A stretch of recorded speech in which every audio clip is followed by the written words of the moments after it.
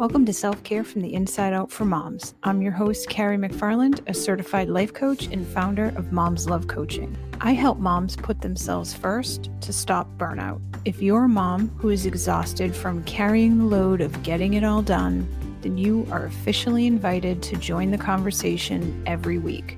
It's the perfect time to take a break, grab your coffee, and focus on the most important person in your life, you. Welcome everybody to Moms Love Coaching, Self-Care for Moms, where we help overwhelmed moms put themselves first without feeling guilty, so you can look forward to each day instead of dreading it. Doesn't that sound nice, Angie? Does sound nice.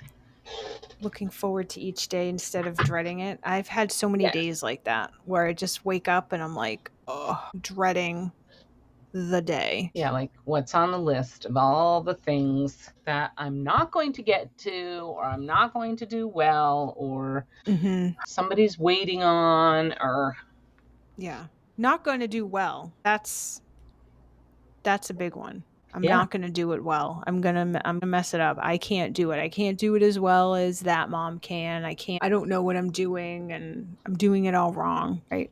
the I whole can't do it litany well. of stupid things your brain tells you that's not true. Yeah. You can decide. Yeah. That Do I believe brain. that? No. So. Yeah. Yeah. Well, this week we are talking about saying no without the guilt, but guilt is kind of a pervasive little emotion, right? Yeah, I think It a lot of people feel guilt unless they're sociopaths. Yes. Yes. So if you're feeling guilt, take comfort in the fact that you are not a sociopath. Right. So you got that. That's good. But I mean, I think we're going to talk today about that spectrum of guilt where, too much guilt is not a good thing. Some guilt is natural and to be expected. And it does, like, for example, I was telling Carrie earlier that I hadn't spoken to my mom in a couple weeks, 3 weeks, 4 weeks before I went on vacation. And I was like feeling guilty about that. And I finally got to the point where I could continue to feel guilty and it gets worse and worse. And then I kept playing that forward. If something should happen and she could get ill or she hurts herself or something, I'll feel so bad. And then I called her and she was available and we went and spent the afternoon together and it was lovely. And now I don't have the guilt anymore. So the guilt really did motivate me to take action and also the thought of the guilt was going to just get worse and worse, which every week that passed, it was like another, how horrible of a daughter I am, right? Every week that passes. So the guilt actually did help me take action. Or not the fear, that's too strong a word. The fact that I didn't want to feel guilty. And I could have said, okay, I'm not going to feel guilty. She's not calling me, then I don't need to, she's not calling me, I'm not going to call her. Well, I'd still feel guilty. So right. That didn't work. I mean, I think guilt is one of those things that it has a tipping point, right? It's a useful emotion in the sense that it kind of alerts you to when you're feeling out of alignment with how you want to live. Right. I love that. So in that sense, it's good because then it allows you to kind of stop and reflect and think about what is it that you did and now, not like what did you do, but like what are the things that you did that are making you feel that way and why are they making you feel that way? So it kind of helps you to reset and really get clear on how you do want to show up in certain situations. Yeah. But when guilt becomes a problem, it's because it tips into tricking you that you are doing everything wrong and that you are a terrible person. And, you feel anxious about things and it's like you start spinning and spinning and spinning and nothing you do is right. And that's when guilt becomes a problem. And when we talk about saying no without the guilt, so let's just say, I'll just use a recent example. So I was just on vacation and we were in Montreal. We found a Toys R Us, which are closed in the US. And so they got excited because there was a Toys R Us. So they wanted to go to Toys R Us. And in my mind, I'm like, so we came all this way to go on vacation to go to Toys R Us. It's like going on vacation and you go to McDonald's. Yeah. Oh, we did that too. Yeah. Yeah, we did that too. In Walmart. Where it's Oh yeah. Walmart. Oh yeah. We did that too, Carrie. So no Toys R Us in the where we were, but plenty of Walmarts. So so they wanted to do that. That's fine. I needed to kind of decompress. So I said, I'm staying in the car. I knew I needed to just sort of like be by myself for 20 minutes to Yeah. kind of reset. I started having those feelings of guilt. I started thinking I should go in. I should spend time with them. We're on family vacation, so I should spend time with them. So when we talk about saying no without the guilt, I am not necessarily saying that when you say no, you're not going to feel guilt. What I'm Right. saying is understand that you're going to feel the guilt and just feel it and know that it's really just thoughts in your head. It doesn't mean that it's true. All those things that I was thinking, I should go in, I'm going to miss something, right? It was a little bit of FOMO, Yeah, for sure. we're on vacation. I should be with them. We should always be together. It's on, it's a family vacation. So we should always be together as a family. Like all those things going through my head, those things aren't fact, but your brain Right. makes them think that you're fact. But all those thoughts lead to that feeling of guilt. So kind And of the understanding that process, right? Like you're having those thoughts and then you're feeling the guilt. And then normally what you would do is sort of like acquiesce to it and say, well, okay, I guess I'll just go. And then that ends up having a result that you don't want. You feel resentful. You feel like you didn't get your time. All these negative things that can happen from that. So understanding that process and having that pattern interrupt of having those thoughts, feeling the guilt, and instead of acquiescing to it, you hold firm and say, no, I said no for a reason and I'm sticking with that. Does that make sense? I was thinking though about like the I think the and tell me how you what you think about this. I think the extent to which you feel the guilt, like how much it hurts you when you're feeling guilty, is in direct proportion to who and what you're feeling guilty about. What you were saying, this is my husband and my child, and she's getting older, and all the romantic ideas we have about our kids' childhood and being a mom, and then and not being a part of that. Like, I think guilt is in direct proportion to how much that person, those people involved, mean to you. So I guess on the one hand, you could be like, this does mean a lot to me, and I do care that they're having a good time. I do want to be part of that, but I also care about me too. It's like finding that balance between how much you care about them wanting that good time for them, and then finding that balance in yourself for the self care. And that's where the guilt can twist you up, right? Right. Right. It's part of the conditioning of moms too, that you should Absolutely. always do for your family and put yourself last. That's And right. so even though I am very aware that that conditioning has happened and is real, and I'm working towards detangling that and just coming to the point where it's not even a thought in my head, right? I'm sort of still in the middle of untangling all of that. And Right. so when those thoughts come up, you're right. When it comes to your kids and your family and your husband, it is harder. If I had been with, well, let's say if you and I were doing something like that and you wanted to go into the store and I'd be like, well, I'm just going to hang here in the car. I wouldn't really feel guilty Oh, if you were like, well, why? I would just take it as the question why. I just feel like being by myself for a minute. So go ahead. I don't rush, but I'm just going to hang out here. And I would have been right. totally fine. I wouldn't have had all these different thoughts, right? It's the same scenario, but it's a different thought. And it's because I'm not conditioned to think that if I don't spend every second of my time with my friend, that, everything will be ruined. But you do have that thought when you're thinking about your kids, right? Yep. And when you switch out the people and have that same thought, it sounds ridiculous, but it Yeah. doesn't feel ridiculous when you're having it about your kids. Right. And maybe what it there, when we talk more a little bit later, but a way to, what's the word, to diminish the guilt is to set those expectations ahead of time. Like, let's just Mm, talk about what are your expectations for this trip, and like, what do you how you expect it to be. And I feel like maybe this, my trip, my vacation, which was going to visit family I hadn't seen in a number of years, I think that having had those conversations, like, what do you look forward to? What do you want to make sure you do?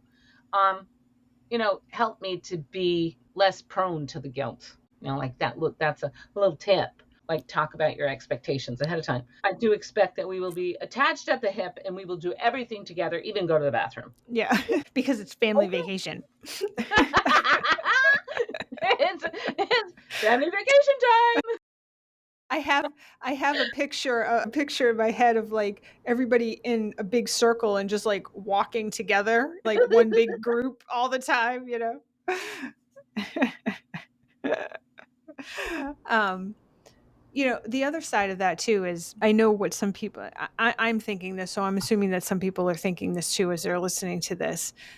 Well, what if you say that and the person you're with, your husband or your kid or whoever is, whoever you're with, um, is gets angry about that, Right. and they start a fight with you or they start saying things that aren't very nice. My husband could, Right. I don't think he would, but I mean, he could have easily said, well, what do you mean you're staying in the car? So you're going to ruin the trip because you don't feel like Oh coming in yeah. the store? And Yeah. why are you Seeds being guilt. like this? Why are you Right. Why being you like this? being like Where is this? this coming from? And just really kind of go after you. And so that is real. I mean, that's what happens when you say no to people. People do not like hearing the word no. I can attest to No. this because I do not like hearing the word no either, right? There's something about that no. It's like it's final, right? And it's kind of non-negotiable, right? It's a word Right. that's non-negotiable. Now we make it negotiable because when you say no and then somebody will kind of go after you and say all those types of things to you, you're like, "Oh, well, all right. Yeah. Yeah. Okay, fine, right?" But you don't really like it. But inherently the word no is really non-negotiable. No.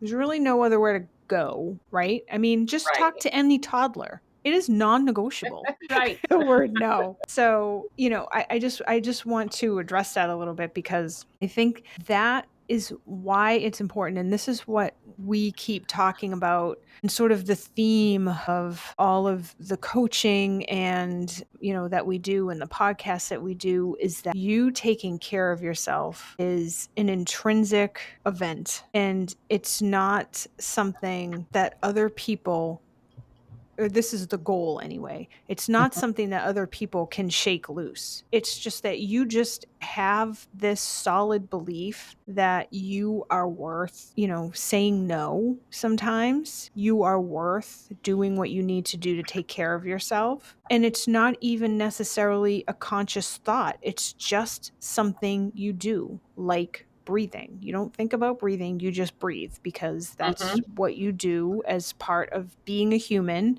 You breathe to stay alive and to take care of yourself. I mean, you don't even do it to take care of yourself. You just do it, right? And so if you say, and again, this is the end goal, and I know not a lot of people are there yet. I'm not even all the way to the end goal yet, right? And this Right. is what we do. But if somebody questions you doing something to take care of yourself, you're genuinely confused at why they would even question that.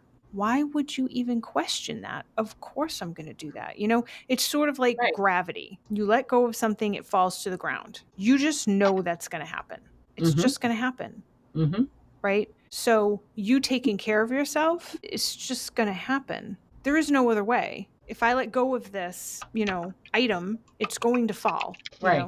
When I wake up in the morning, I'm just taking care of myself. I'm putting myself first and I'm taking care of myself. That's just what I do. There's Yeah. some people that are so good at it, Yeah. and then you're like, oh, dang, I wish I just could be better at setting that boundary, and being like, you guys go do what you need to do. I'm doing, and I'm fine. Then nothing is wrong because I don't want to join in Right. your example, right? Right. Exactly. So Exactly. Yeah. Think of it, this just popped in my head while you were talking. Well, first of all, if you are a person who isn't great at setting boundaries for yourself and isn't great yet about thinking of self-care as just something that you do automatically, it's just woven into your life and it's not even really Hmm. something you think about, it's just part of what you do.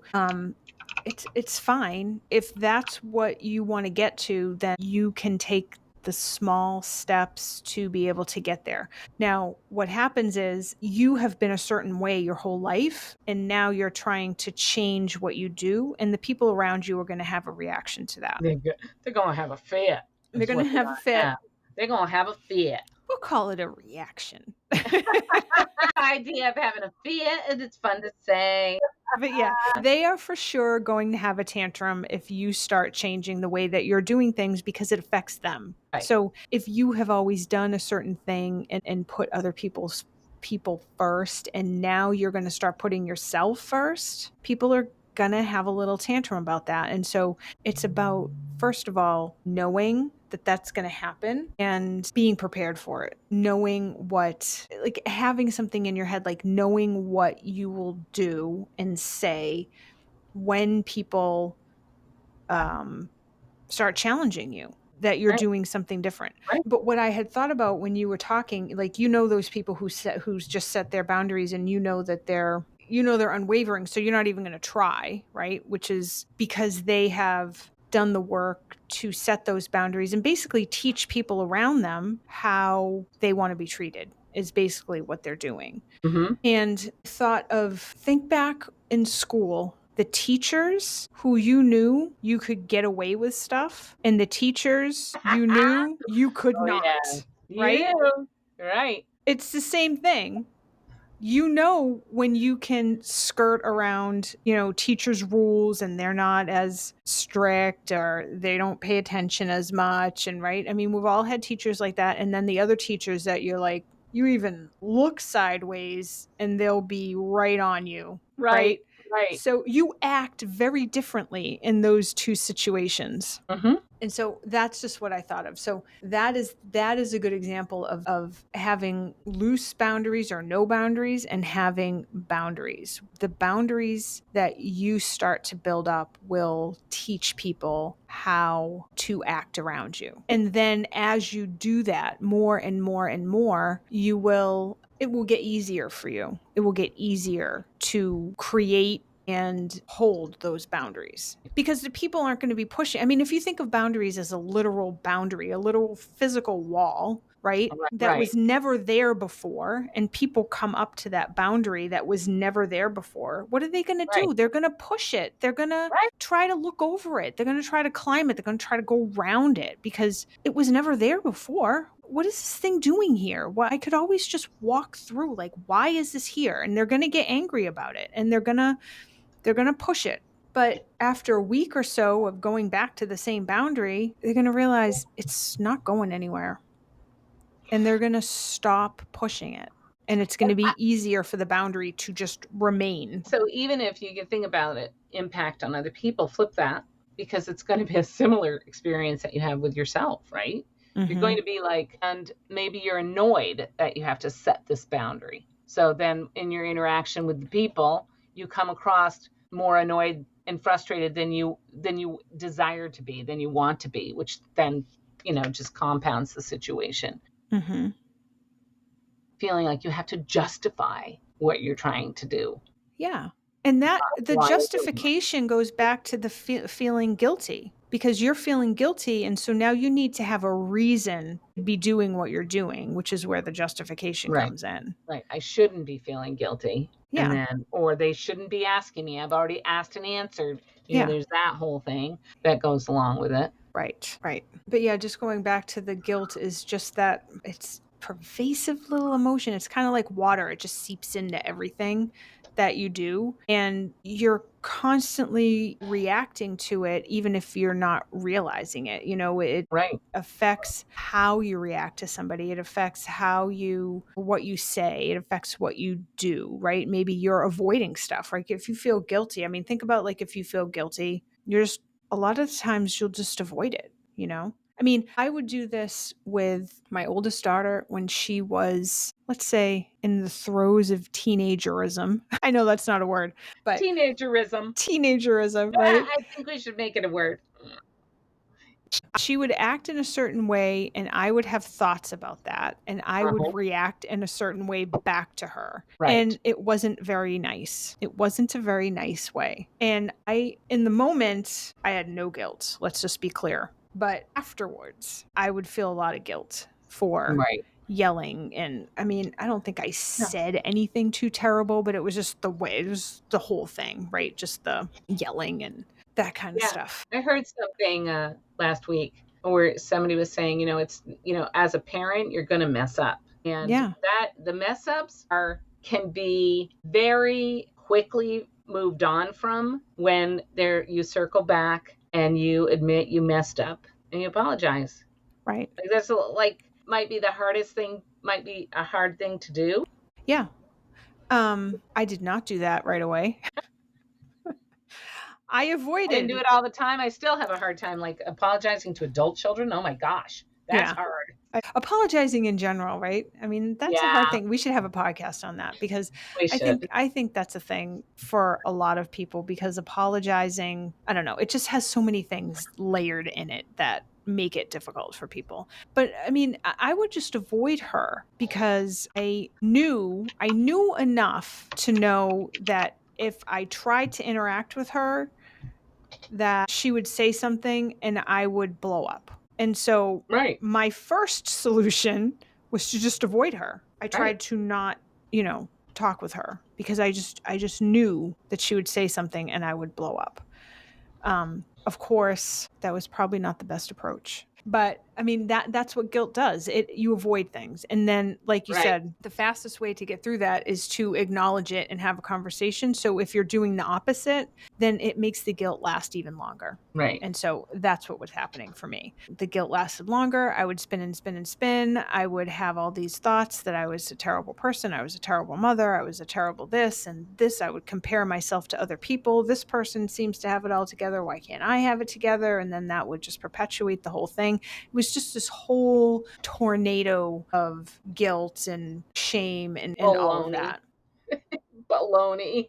Baloney. And the going back to our original topic, saying no without the guilt, had I set that boundary and said, no, either no, you're not going to talk to me that way, or we're having this conversation later, right? Some sort of like boundary that stopped that whole process and kind of Right. a pattern Yeah. interrupt, right? But I didn't do that. I just felt guilty, right? I didn't want Mhm. to say, silly as it sounds now, at the time it made sense to me. I didn't want to say no to her and walk away because then I'd be walking away from my child. And Mhm. that felt wrong too, right? Yeah. But in reality, saying no, we're going to have this conversation later and calming down and having it and then, acknowledging that it was a tough situation and all of that, that would have been better.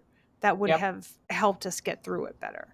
So, Mhm. saying no without the guilt it's not always the easiest. And as soon as you do it, all these things are going to come up in your brain. And what we want you to know is you don't need to listen to that noise. That's all it is. It's noise. It's trying to get you to do what you've always done Mhm. because it's easier. Your brain wants easy. Even though easy sometimes makes it harder on the back end, in the moment it's easy. And so that's what your brain wants you to do. It That's right. wants you to like just do what you've always done. Just go along with it. Yepper. Just let them talk to you like that. Just, tell them what they want to hear. All that stuff will come Mhm. up. You don't need to listen to it. It's not a fact. Your thoughts are not fact. That's what Mhm. I learned. Thoughts are not fact. And I was like, what? Really? What what do you Is what do that you true? mean? What are you saying to me? What do you mean thoughts are not fact?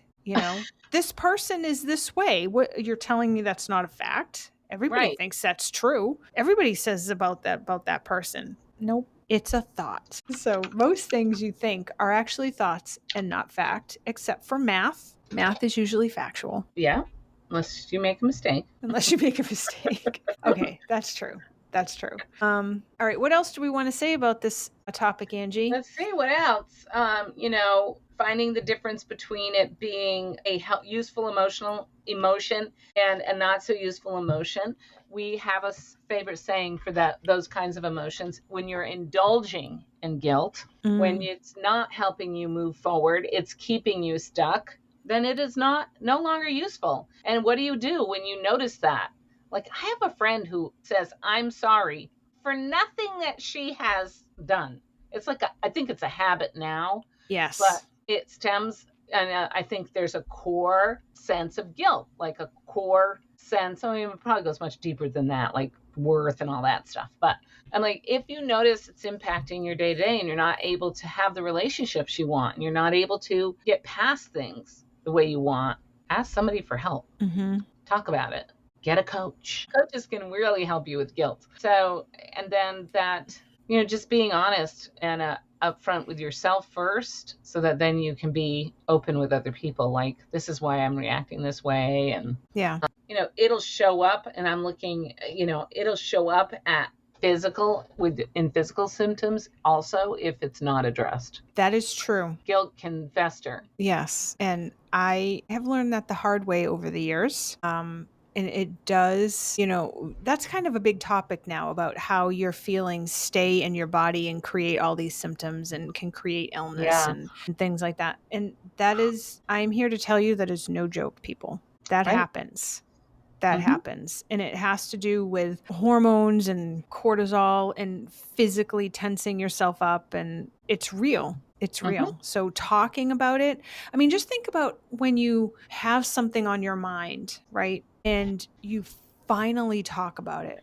Your whole body is just like, you just can Yes. feel it in your whole body. There's a Right. reason for that, right? Because it was all stuck in there and it your thoughts and your emotions, it's all just energy. And when it has nowhere to go, it's going to stay in your body in a negative way. And so Mm-hmm. I don't want to get too much into that because that's a whole nother podcast, but just know that just talking about it, getting it out somehow, whether you're talking about it in your journal, to a therapist, to a coach, to a friend, to your husband, to your partner, to anybody, to yourself. Walk Yeah. around and talk to So yourself. important. Who Talk to yourself in the cares? mirror. Yeah, Listen talk up. to yourself around the house, talk to yourself around the neighborhood. Do it all the time. It's totally fine. Marco Polo yourself. Marco Polo Video yourself. yourself. That's a Video good idea. yourself. That's what I do. You'd have to have two accounts, I think. But yeah, Oh, that's to Marco Polo yourself? That's yeah. funny. You could videotape yourself though. Voice memo yourself just to talk to yourself and listen back to like how you were sounding so that you can hear yourself. Maybe hearing yourself talk about it, you might get some insight there too. Mm-hmm. Yeah, just work it out in your head, and just know that guilt is a natural emotion. There's emotions aren't good or bad; they just are. They become an issue when you start to see a negative effect on your life. Like if you just have emotions and they just kind of go through and it's just a normal part of your life and you kind of move on, that's fine. We're all going to have negative emotions, and negative emotions aren't really bad. And I mean, and you don't even have to label them negative. They're just an emotion that comes through that creates a different type of vibration in your body that you may enjoy or you may not enjoy, right? But it's when you get stuck in that and you can't get out of it, and those thoughts start compounding in your head, and it just makes that emotion stronger and stronger and stronger and stronger, Yes. to the point where now the results that you're getting, the life that you're creating, is not optimal. It's not what you want, and it's affecting your relationships with other people, affecting your relationship with yourself. Could be affecting your job. It could be affecting your finances. I mean, it could be affecting a lot of things. So just being aware of that, just letting your emotions pass through, knowing that you are worth setting a boundary for, and not letting other people sway you or make you second guess yourself in that scenario. Right. So, all right. I think that's what we got this week. That's what we got. That's what we got. All right. So until next time, everybody, Have a wonderful week, and we will see you next week. We'll see you next time.